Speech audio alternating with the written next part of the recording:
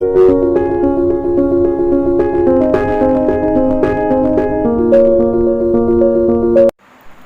Students, good morning. This is Shivshankar Saini. आज इस video के अंदर हम क्लास 10 में chemistry in everyday life chapter 5 के बारे में स्टडी करने वाले हैं। ठीक है, इसके बारे में आज स्टडी करेंगे हम। लास्ट वीडियो में हमने कुछ टॉपिक्स के बारे में स्टडी की।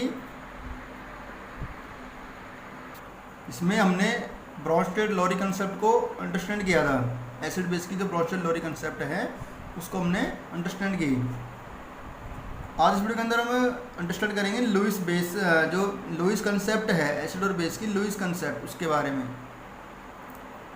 लेकिन लुईस बेस में एक स्पेशली टर्म्स जो काम में आने वाला है वो है lone pair of electrons. Lone pair, LONE, lone pair of electrons.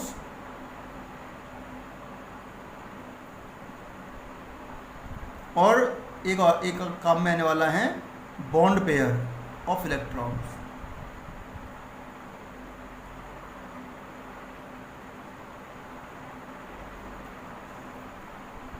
देखिए, किसी भी एटम के अंदर अगर एक ऑर्बिटल में, किसी भी एटम के अंदर अगर एक ऑर्बिटल में आउटर मोस्ट सेल में दो इलेक्ट्रॉन्स हैं, कपल में, पेयर में हैं दो इलेक्ट्रॉन्स, तो उसको तो बोलते हैं हम लॉन पेयर।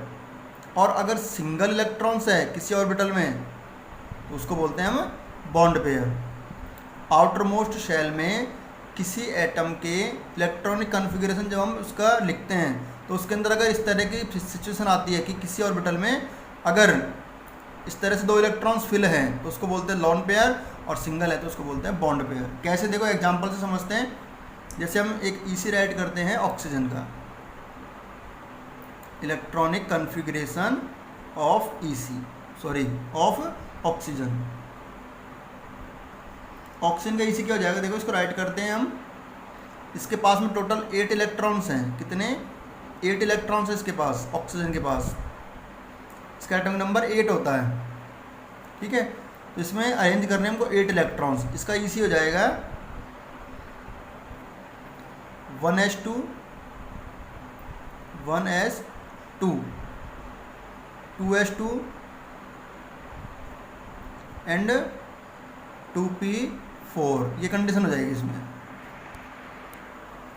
यानी इसके अंदर फर्स्ट सेल में एक ऑर्बिटल होता है इसके पास, फर्स्ट सेल में, और सेकंड सेल में इसके पास 4 ऑर्बिटल्स होते हैं।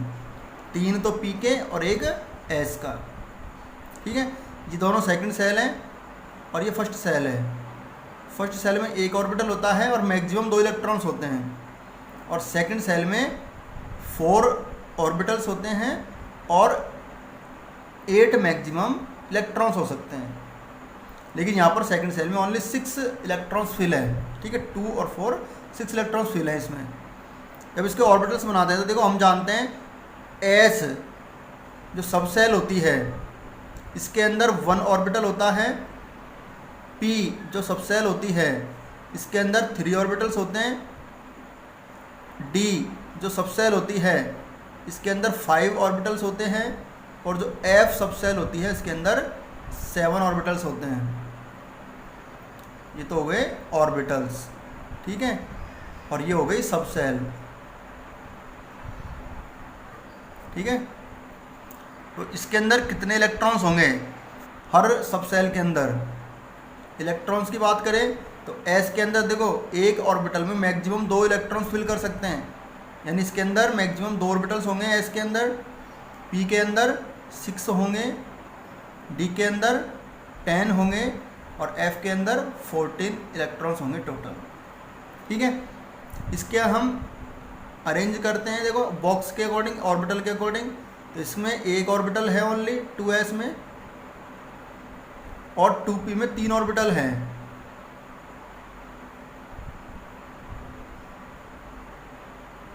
1, 2 और 3। ठीक है, ये 2p के हो गए और ये 2s के, ये तो हो गए 2s के और ये हो गए 2p के। अब इसमें अरेंज करते हैं इलेक्ट्रॉन्स।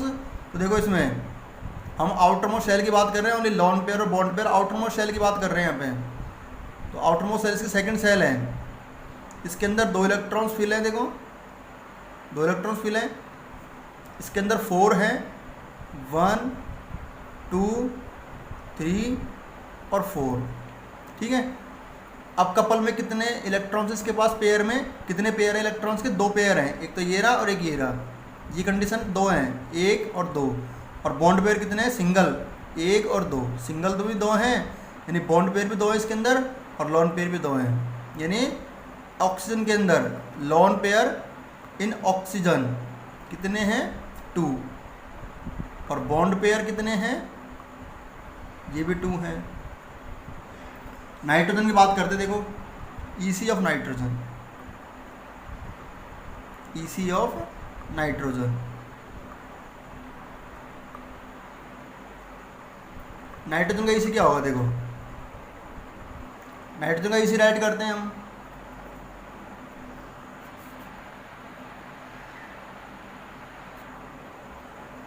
जो नाइट्रोजन का जो एटॉमिक नंबर होता है वो होता है 7, कितना होता है, 7।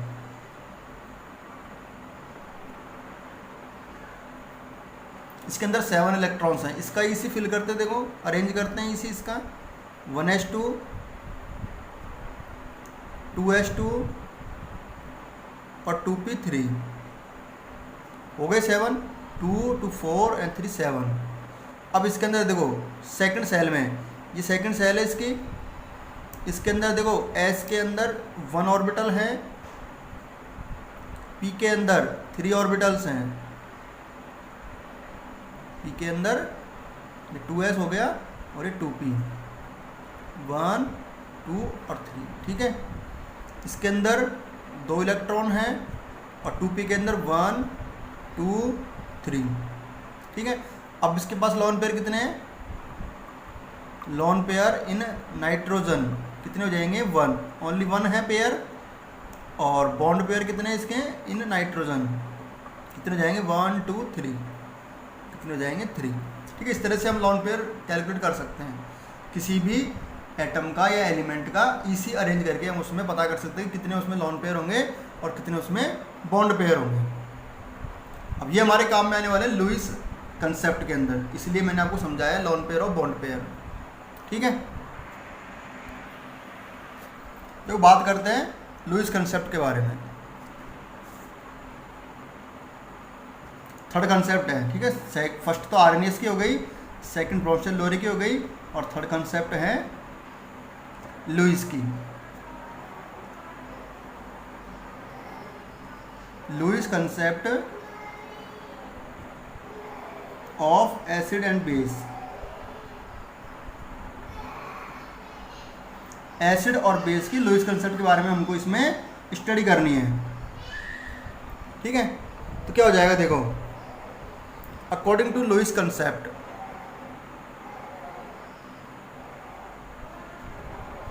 According to Lewis concept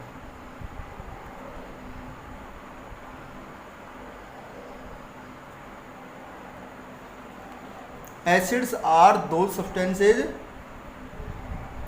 acids are those substances,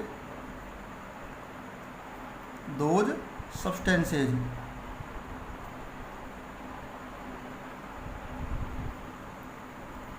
which accept electron pairs, which accept electron pairs.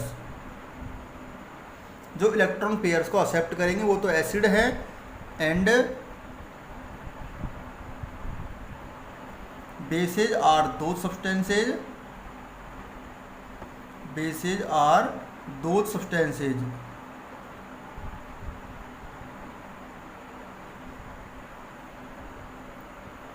which donate electron pairs, which donate electron pairs।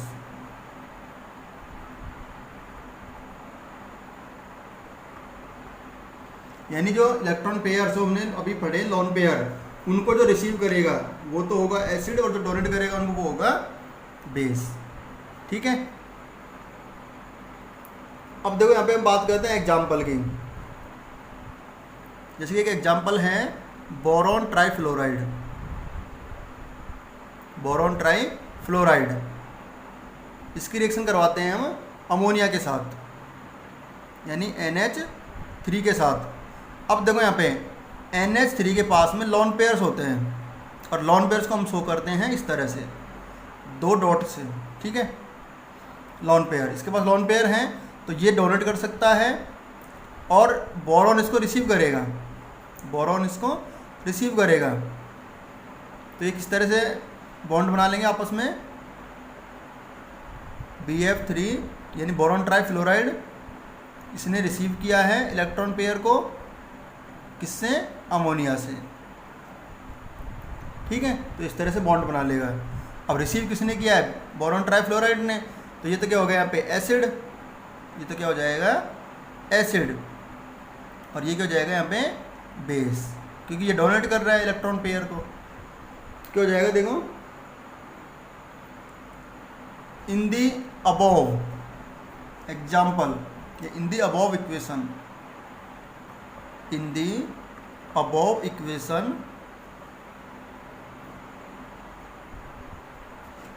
Ammonia यानी NH3 donates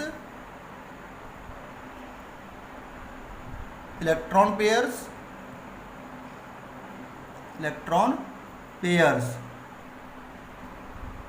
to boron trifluoride BF3। ठीक है, इसको donate कर रहा है ये। So ammonia is a base and boron trifluoride is an acid, ये एक एसिड हो जाएगा। ठीक है,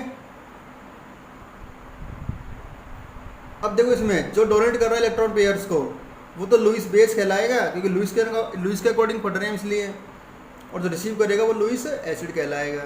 तो क्या हो जाएगा देखो, Lewis base donates electrons. Lewis base तो क्या करते हैं, इलेक्ट्रॉन्स को डोनेट्स करते हैं, donates electrons, and Lewis acid accept electrons. Lewis acid क्या करेंगे, इलेक्ट्रॉन को एक्सेप्ट करेंगे, और जो डोनेट करेगा वो कौन होगा, लुईस बेस होगा। ठीक है, इसको स्क्रीनशॉट लेके नोट कर लीजिए अपने नोटबुक में। देखिए, इस तरह के जो कंपाउंड आपस में बॉन्ड बनाते हैं, जो ये बॉन्ड बना रहे हैं, इसको बोलते हैं कोऑर्डिनेट बॉन्ड। क्या बोलते हैं, कोऑर्डिनेट बॉन्ड। और इसका जो हेड होता है, जिसको एरो से शो करते हैं कोऑर्डिनेट बॉन्ड को, और इसका जो हेड होगा वो रिसीव करने वाले की तरफ होगा। ठीक है, क्या हो जाएगा देखो, in this compound, in these compound, जो इस तरह के जो कंपाउंड बनते हैं, देखो in this compound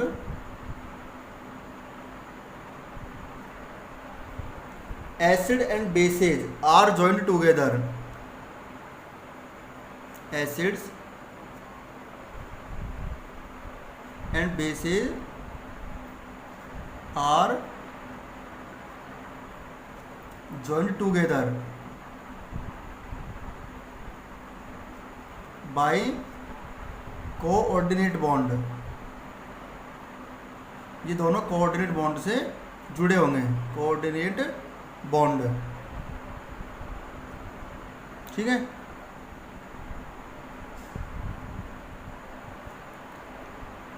this bond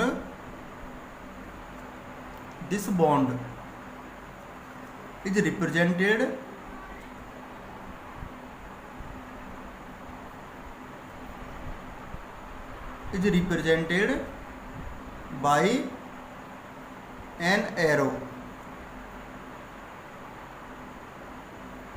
इसको एरो से रिप्रेजेंट करते हैं। The head of arrow, the head of arrow is towards electron acceptor, electron acceptor. इसका जो हेड होगा वो किधर होगा, इलेक्ट्रॉन एक्सेप्टर की तरफ, ठीक है। और ये जो कंपाउंड कहलाते हैं वो उनको बोलते हैं coordinate compound. Such type of compounds, such type of compounds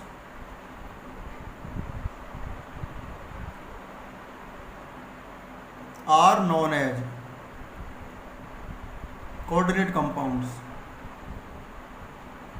इनको हम कोऑर्डिनेट कंपाउंड्स बोलते हैं,